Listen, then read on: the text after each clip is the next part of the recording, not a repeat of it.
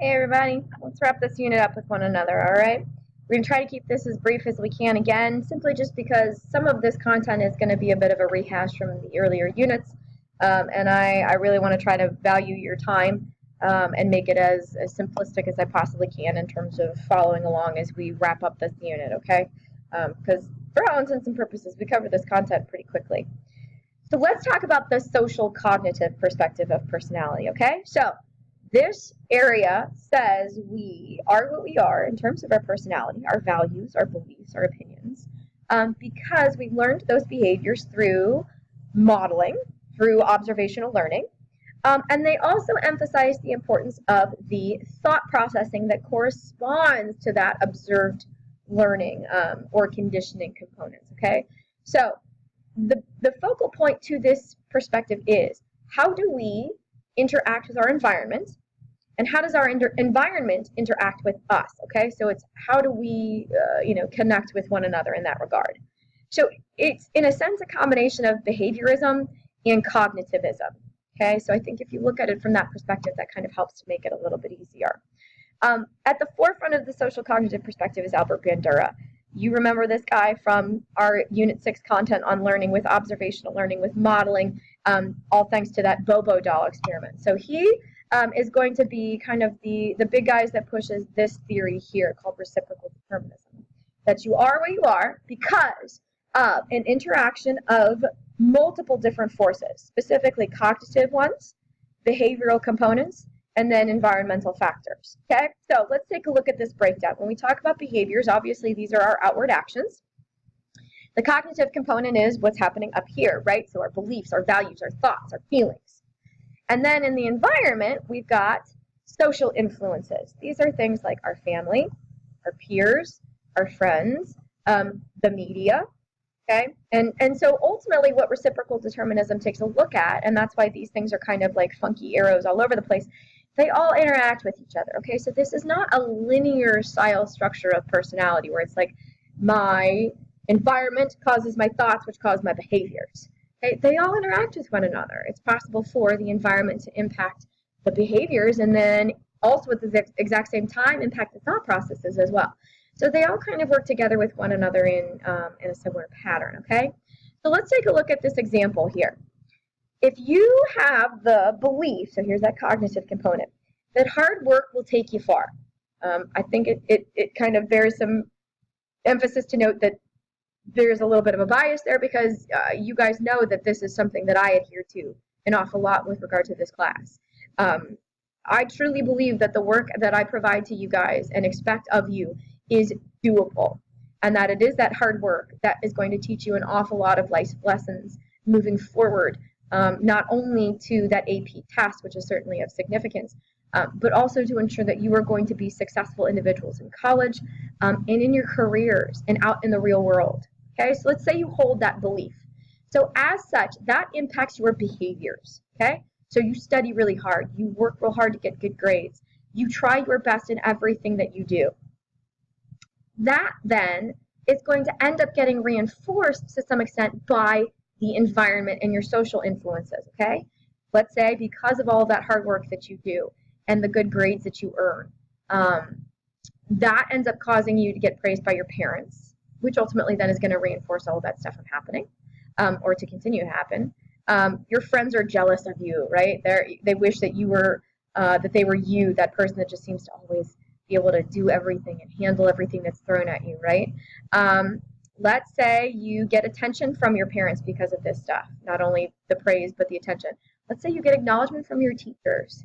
I've had quite a few students who have said to me that I'm very stingy with my compliments, and I like to joke around and say that it's not stinginess, you just have to work hard to earn them.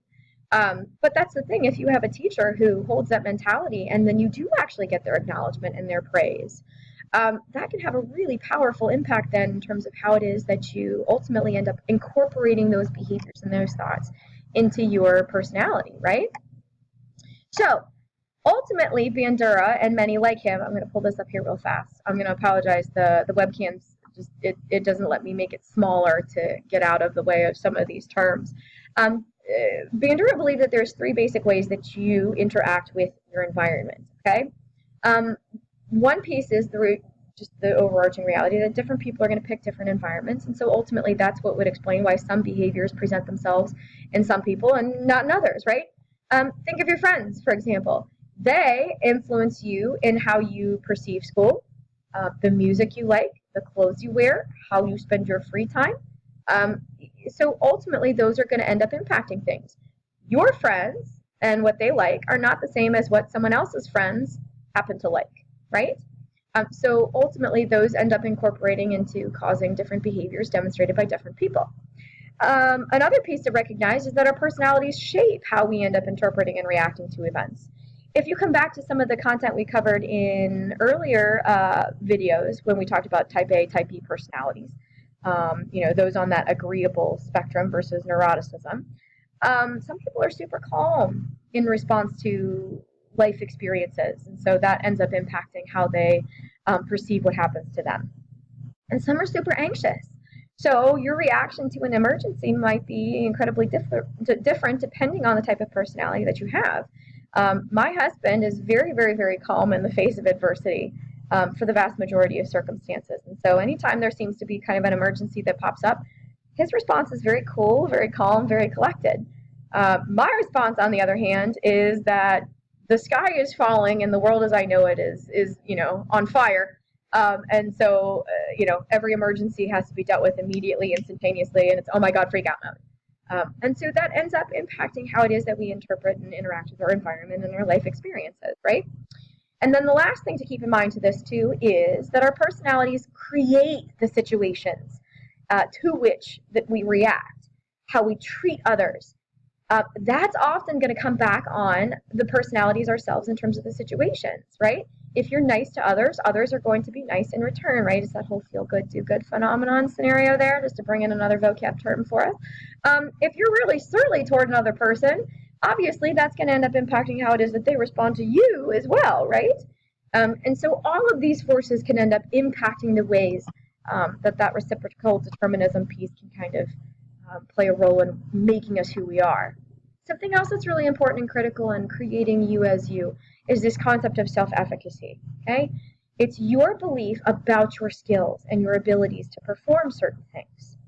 The reality is, the greater your sense of self-efficacy, the more confident you are that you can complete certain things and carry out certain tasks and deal with life's challenges, okay? So, it's important to recognize that your self-efficacy has a really powerful effect on your behavior. If, for example, you think that when you sat in here on day one and you heard the very, very, very, very scary, overwhelming talk by yours truly, that this class was a challenge, that you wanted to stick with this because you heard that so many students would try to bow out of it, that you wanted to see how this thing was going to roll with this crazy lady who was telling you all of these different things that were going to be coming down the pipe and how much she was going to push you and stretch you. If you saw this as attainable, that was a high level of self-efficacy, and I guarantee that that's found its way into how it is that you perceive this class and all of the work that you complete. If you thought the work was doable, you were going to do it. And if you think on the flip side of that, that all of this work is not doable, that it's overwhelming, that it's hard, that in a sense it's just busy work and a waste of your skill set and your time and you're not learning anything from it, then that self-efficacy is low. And that's ultimately going to impact how it is that you attack the class.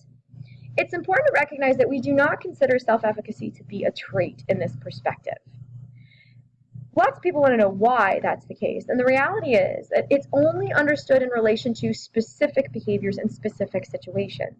It can't be generalized across situations, and so that's ultimately why it's not considered to be a trait in that truest of sense.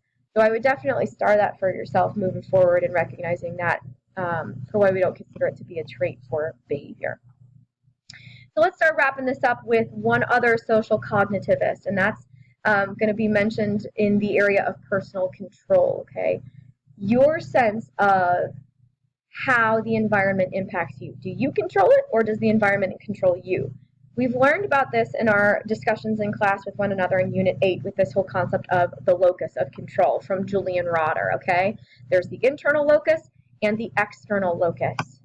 In the external, you have the perception that chance, outside factors, fate, luck, all of those components determine what will happen to you in situations. With an internal locus, it's important to recognize that you perceive that you control what happens to you, okay? So could there be certain aspects of luck attached to it? Yes, but it was the decisions you made that controlled what ended up ultimately resulting from those scenarios. We know, psychologically speaking, the internal locus is so much better. You influence your life. And the more that you adhere yourself to believing that, the more that research shows that you are capable of receiving higher grades, which ultimately means better translations to more success in college in many respects. You're less likely to succumb to the pressures of others, to be influenced by your peers. You're more likely to engage in physical activity and maintain a level of personal health, which can have long-lasting implications for you in terms of happiness with your life overall. But it's important to recognize that there can be limitations to those perceptions. There are some circumstances where the reality is you don't have control over what's happening to you. Certainly with regard to illnesses like cancer. The reality is that you cannot will the cancer away, scientifically speaking, right? You certainly can control how you respond to that reality being placed in your life and say, I can look at this with a positive lens or a negative lens, a self-loathing lens, or this is just one other area that's been put into my life, but I can respond in a positive manner. But the reality is this: there's only so much you can control in that situation. So there are limits to recognize to that as well. Something else that connects in with personal control is another thing that we have learned about many times before, and we're going to talk about it again. It is the work of Martin Seligman with the concept of learned helplessness. You were presented with this in Unit 6 as well when we were learning about some behaviorist and social cognitive theories.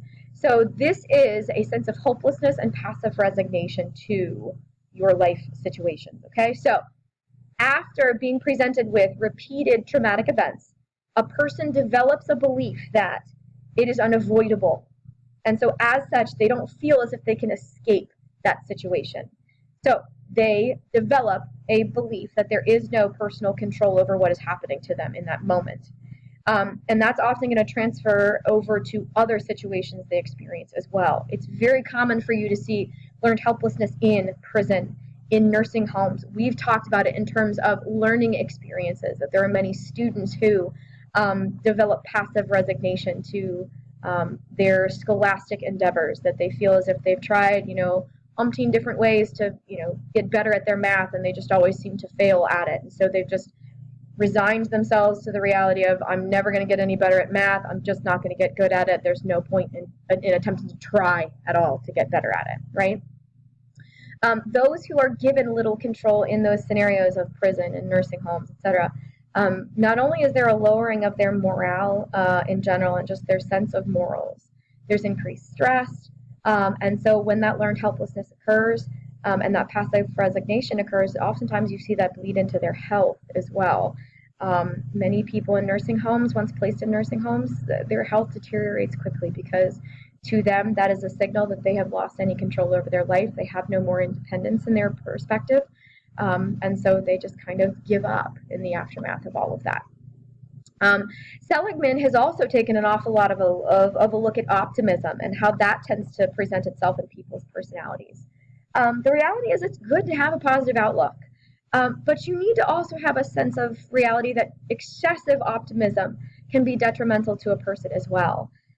You can tend to see this a little bit in teens, and a lot of that is just going to come down to your lack of frontal lobe functioning fully, that you just don't recognize the ramifications, the full consequences of your actions in terms of the judgments that you make, especially when it comes to short-sighted decisions.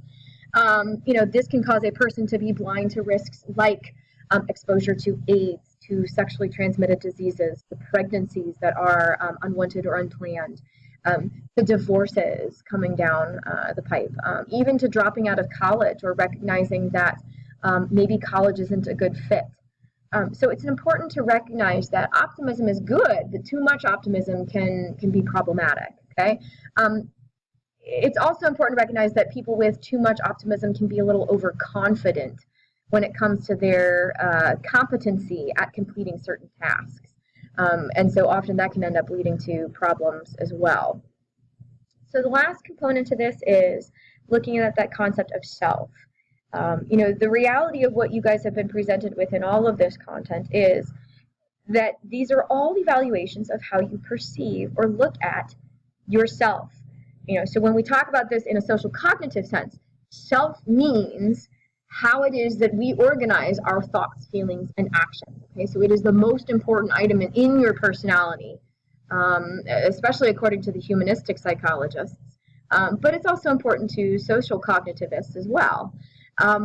So within this frame of self, there are several terms that you want to make sure that you can differentiate and recognize.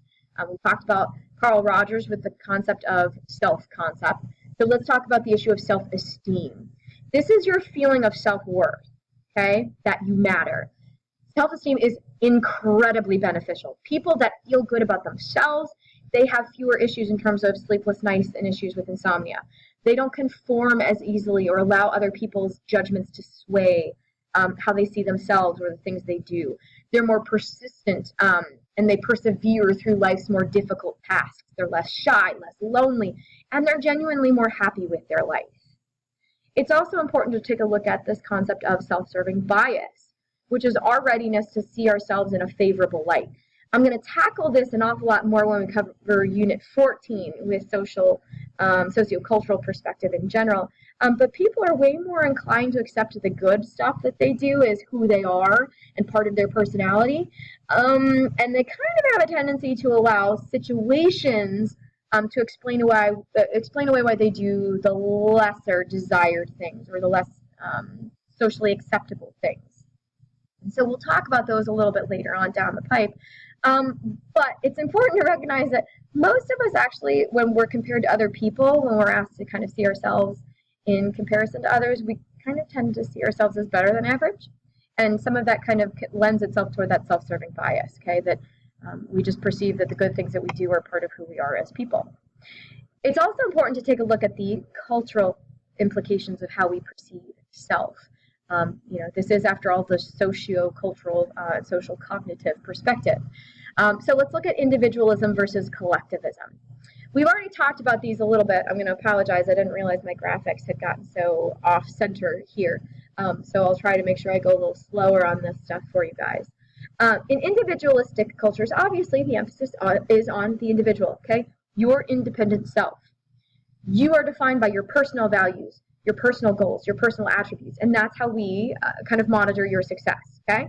So this is very much an American thing. We are an individualistic culture. Many Western-oriented cultures, Western European-oriented cultures are individualistic, okay? So you are the one that matters. You pull yourself up by your own bootstraps. You control your destiny. You. In collectivist cultures, the emphasis is far more on the group as a whole. So you are defined not just by you, but by your family, by your friends. So you look at your life in terms of goals, not just for yourself, but for your family. Goals not just for yourself, but for your friends as a group, okay? So those group dynamics have an exponentially higher impact than just your own individualistic goals or the goals that you yourself only want to be able to achieve and attain. So let's wrap this up then, talking about some of the critiques and criticisms that correspond to social cognitive perspective, okay? Because as we have seen in every one of these videos, each one of these guys has pros and cons attached to them, or weaknesses, right? So the greatest constructive feedback on social cognitive theory is that it just focuses way too much on the situation and the environment, and it fails to recognize certain aspects of people's inner traits. The reality is this: sometimes we are going to behave in certain ways regardless of situation. Extroverts will be extroverted in many scenarios. Introverts will be introverts in many scenarios. Those who are agreeable are going to be agreeable in many situations, and those who are neurotic or antagonistic, are going to be antagonistic in many situations. So it's important to take a look at that. Not only that, social cognitive doesn't take a look at any aspect of influence of the unconscious, or unconscious motives. And the reality is there are some scientific leanings that show that our brain does things unconsciously for us, that it unconsciously processes things for us, regardless of whether, we've got science to be able to support the whole like creepy sexual and aggressive urges hiding in the unconscious mind. And not only that, but it's important to recognize that emotions and personality traits influence our behaviors when we're in certain situations. So it's not always that the situation dictates our behavior. And so all of these, for those that are within other perspectives of personality, would argue are downsides or holes in the social cognitive argument. So this is the end of the Unit 10 video notes. You are only 3 units away from the bitter end in terms of content coverage. As always, if you've got any questions, just let me know.